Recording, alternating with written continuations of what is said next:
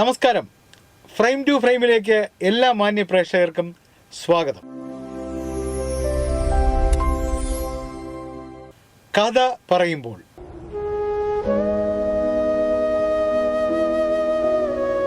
നോക്കി നോക്കി നോക്കി നിന്നു, കാത്തു കാത്തു കാത്തു നിന്നു, മന്ദാരപ്പൂ വിരിയണതെങ്ങനാണെന്ന്, മന്ദാരപ്പൂ വിരിയണതെപ്പോഴാണെന്ന്.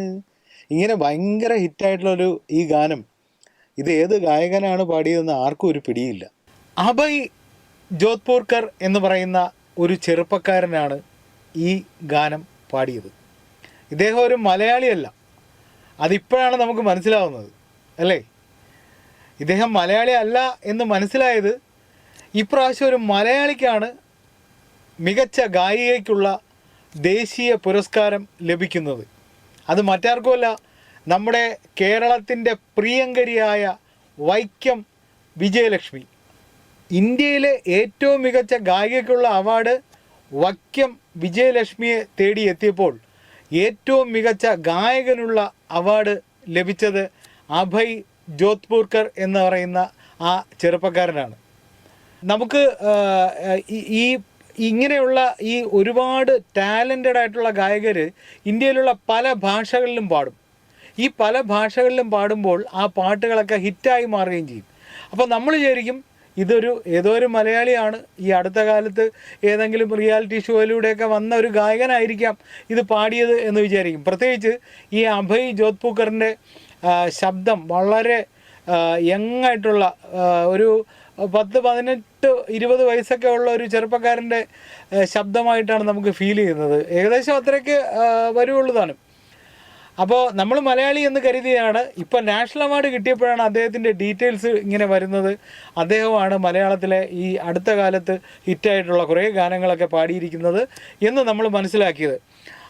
1991 മധ്യപ്രദേശിലാണ് ഈ അഭയ് ജോധ്പൂർക്കർ എന്ന് പറയുന്ന ഗായകൻ്റെ ജനനം.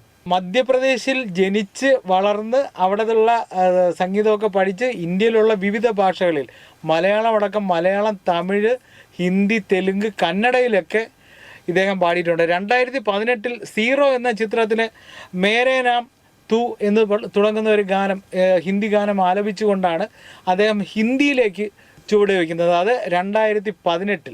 അതുപോലെ തമിഴിൽ കടൽ എന്ന് പറയുന്ന സിനിമയിൽ നമുക്കറിയാം കാർത്തിക്കിൻ്റെ മകൻ ആദ്യമായിട്ട് നായകനായിട്ട് അഭിനയിച്ച പടം. അതിനേക്കാൾ വലിയൊരു പ്രത്യേകത നമ്മുടെ ഇവിടുത്തെ അംബിക രാധമാരുടെ രാധയുടെ രണ്ടാമത്തെ മകളാണ് ആ സിനിമയിൽ കാർത്തിക്കിൻ്റെ മകൻ്റെ നായികയെ അഭിനയിക്കുന്നത്. അതിൽ ഹരിണി എന്ന് പറയുന്ന നമുക്ക് പ്രിയങ്കരയായ ഒരു ഗായികയുണ്ട്. ആ ഗായികയോടൊപ്പമാണ് ആ കടലെന്ന് പറയുന്ന സിനിമയിൽ മുങ്കിൽ തോട്ടം എന്ന് തുടങ്ങുന്ന ഒരു ഗാനം. അത് തമിഴിലെ വളരെ ഹിറ്റ് ഗാനമായിരുന്നു. അങ്ങനെ തമിഴിലൂടെയും ഒരുപാട് ഹിറ്റ് ഗാനങ്ങൾ അഭയ് ജോധ്പൂർക്കറിന് തേടിയെത്തിയിട്ടുണ്ട്. അഭയിൻ്റെ ഏറ്റവും വലിയൊരു പ്രത്യേകത, അദ്ദേഹം ഖവാലി എന്ന് പറയുന്ന ഒരു സംഗീത വിഭാഗം തിരഞ്ഞെടുത്ത് അത് വിദഗ്ധമായ സംഗീത പഠനം, അതായത് ഖവാലി എന്ന് പറയുന്ന ആ സംഗീത വിഭാഗം, സംഗീത രീതി, ഒരു ഖവാലി മറ്റൊരു ശൈലിയാണ് ഖവാലി പാട്ടുകൾ എന്ന് പറയുന്നത്. നമ്മളിപ്പോൾ നമുക്കറിയാം ഇവിടെ ഒപ്പനപ്പാട്ട്, അറബി പാട്ട്, ക്ലാസിക്കൽ മ്യൂസിക്, അതുപോലെ തന്നെ ഹിന്ദുസ്ഥാനി, അതുപോലെ അതിൻ്റെ ഒരു വശമാണ് ഈ ഖവാലി എന്ന് പറയുന്നത്. അത് കൂടുതലും ഹിന്ദിയിലും ഉറുദു പാട്ടുകളിലുമൊക്കെയാണ് ഈ ഖവാലി ഇറങ്ങിയിട്ടുള്ളത്. അപ്പോൾ ഈ ഖവാലി പാടി തുടങ്ങിയപ്പോഴാണ് ഇദ്ദേഹത്തെ AR റഹ്മാൻ ശ്രദ്ധിക്കുന്നത്. AR റഹ്മാൻ അദ്ദേഹത്തിൻ്റെ സൂഫി ഗാനമേളകളിൽ ഉൾപ്പെടുത്തി. അങ്ങനെ അഭയ് ജോധ്പൂർക്കർ AR റഹ്മാൻ്റെ ആ സ്കൂളിലെത്തി. അത് മാത്രമല്ല, AR റഹ്മാൻ്റെ KM മ്യൂസിക് കൺസർവേറ്ററിയിൽ പഠനം ആരംഭിച്ചു. മറ്റുള്ള സംഗീത വിഭാഗങ്ങളും കൂടെ പഠനം ആരംഭിച്ച് അങ്ങനെ AR റഹ്മാനായിട്ടുള്ളൊരു ബന്ധമാണ് അഭയ് ജോധ്പൂർക്കറിന് സംഗീതമായിട്ട് കൂടുതൽ അടുത്ത് ഇടപഴകാനും കൂടുതൽ ഹിറ്റ് പാട്ടുകൾ ലഭിക്കുന്ന തരത്തിലേക്ക് സ്റ്റെപ്പുകൾ കയറി പോകാനും കഴിഞ്ഞത്. ഇപ്പോഴിതാ 2024 മികച്ച ഗായകനുള്ള അവാർഡാണ് അദ്ദേഹത്തിന് ഇപ്പോൾ ലഭിച്ചിരിക്കുന്നത്. ഏറ്റവും നല്ല ഗായികയ്ക്കുള്ള അവാർഡ് ലഭിച്ചിരിക്കുന്നത് നമ്മുടെ പ്രിയങ്കരിയായ വക്കം വിജയലക്ഷ്മിക്ക്. വക്കം വിജയലക്ഷ്മിയുടെ സംഗീത യാത്രകൾ എന്ന് പറയുന്നത് 1981 വക്കം വിജയലക്ഷ്മി എന്ന് പറയുന്ന ഗായിക വൈക്കത്ത് ജനിക്കുന്നത്. നമുക്കറിയാം,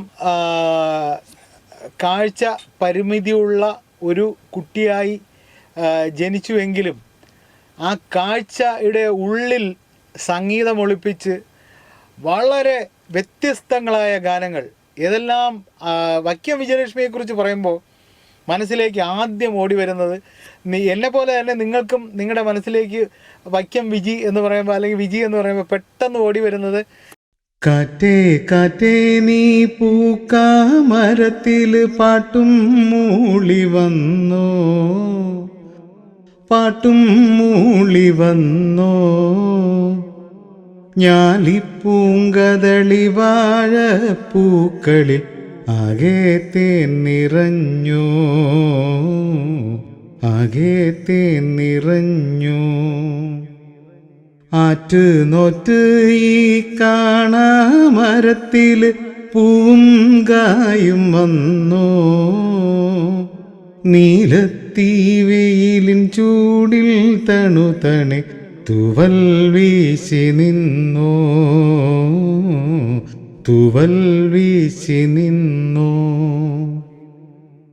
ഇന്നലെയെങ്ങോ പോയി മറഞ്ഞു, ഇന്നൊരു സ്വപ്നം കൂടണഞ്ഞു, വെന്തു കരിഞ്ഞൊരു ചില്ലകളിൽ ചെന്തളിരിൻ തല പൊന്തി വന്നു, കുഞ്ഞിളം കൈ വീശി വീശി ഓടിവായോ പൊന്നുഷസേ, കിന്നരിക്കാൻ ഓമനിക്കാൻ മുത്തണിയും തൊട്ടിലാട്ടി. ഇങ്ങനെ തുടങ്ങുന്ന ഈ ഗാനം ഇപ്പോഴും തലമുറകളുടെ വ്യത്യാസമില്ലാതെ, അതായത് വയസ്സായ ആളാണോ മധ്യവയസ്കനാണോ ചെറുപ്പക്കാരനാണോ പിഞ്ചു കുഞ്ഞാണോ, ഇങ്ങനെ ഒരു വ്യത്യാസമില്ലാതെ ആസ്വദിക്കുന്ന ഒരു പാട്ടാണ് ശ്രീറാം ചേട്ടനുമായിട്ട്, മലയാളത്തിൻ്റെ പ്രിയങ്കരനായ മറ്റൊരു ഗായകനായ ശ്രീറാം ചേട്ടനുമായിട്ട് ചേർന്ന് പാടിയ പാട്ടാണ് കാറ്റേ കാറ്റേ എന്ന് പറയുന്ന ഈ ഗാനം. വക്കം വിജയലക്ഷ്മിയും ശ്രീറാം ചേട്ടനും ഇനി ലോകത്തിൻ്റെ ഏതൊക്കെ കോണുകളിൽ മലയാളി ഉണ്ടോ അവിടെയൊക്കെ പോയി പാടിക്കഴിഞ്ഞു. ഈ ഒരൊറ്റ പാട്ട് കേൾക്കാനായി മലയാളി ലണ്ടനിലേക്കും അമേരിക്കയിലേക്കും ഗൾഫ് രാജ്യങ്ങളിലേക്കൊക്കെ ഈ രണ്ടുപേരെയും വിളിച്ച് പാടിച്ച ചരിത്രമുണ്ട്. സെല്ലുലോയിഡ് എന്ന് പറയുന്ന സിനിമയിൽ എം ജയചന്ദ്രൻ സംഗീത സംവിധാനം നിർവഹിച്ച ഗാനമാണ് കാറ്റേ കാറ്റേ എന്ന് തുടങ്ങുന്ന ആ ഗാനം. അത് വക്കം വിജയലക്ഷ്മിയുടെ ജീവിതം തന്നെ മാറ്റിമറിച്ച ഒരു പാട്ടായി മാറി. ഈ 2022 കേരളത്തിലെ ഏറ്റവും വലിയ 3ാമത്തെ സിവിലിയൻ ബഹുമതിയായ കേരളശ്രീ അവാർഡ് വക്കം വിജയലക്ഷ്മിയെ തേടിയെത്തി. വക്കം വിജയലക്ഷ്മിക്ക് 2 സ്റ്റേറ്റ് അവാർഡുകൾ കിട്ടി. മികച്ച ഗായികയ്ക്കുള്ള 2 സ്റ്റേറ്റ് അവാർഡുകൾ, അതുപോലെ ഫിലിം ഫെയർ അവാർഡ്, സംഗീത അക്കാദമിയുടെ അവാർഡ് 2013 സംഗീത അക്കാദമിയുടെ അവാർഡ് സംഗീത രംഗത്ത് മികച്ച സംഭാവനകൾ നൽകുന്നതിന് സംഗീത അക്കാദമി അവാർഡ് നൽകി 2013. വളരെ ശ്രദ്ധിക്കപ്പെട്ട ഒരു ഗാനമുണ്ട്, ഒറ്റയ്ക്ക് പാടുന്ന പൂങ്കുയിലേ നിൻ്റെ എന്ന് തുടങ്ങുന്ന വളരെ മനോഹരമായ വളരെ വ്യത്യസ്തവുമായ ആ പാട്ട് വളരെ നന്നായിട്ട് പാടി നമ്മുടെ ഹൃദയങ്ങളിലൊക്കെ കയറുന്ന തരത്തിലേക്ക്, ഹൃദയത്തിലേക്ക് ചേക്കേറുന്ന തരത്തിൽ പാടി വക്കം വിജയലക്ഷ്മി അനശ്വരമാക്കിയ ആ പാട്ടാണ്. നടൻ എന്ന് പറയുന്ന സിനിമയിലെ പാട്ടമാണ് 2013 പാടിയ പാട്ട്. അതും വളരെയധികം ശ്രദ്ധിക്കുകയും ഒരുപാട് അംഗീകാരങ്ങൾ വക്കം വിജയലക്ഷ്മിയെ തേടി എത്തുകയും ചെയ്തിട്ടുള്ള ഒരു ഗാനമാണ്.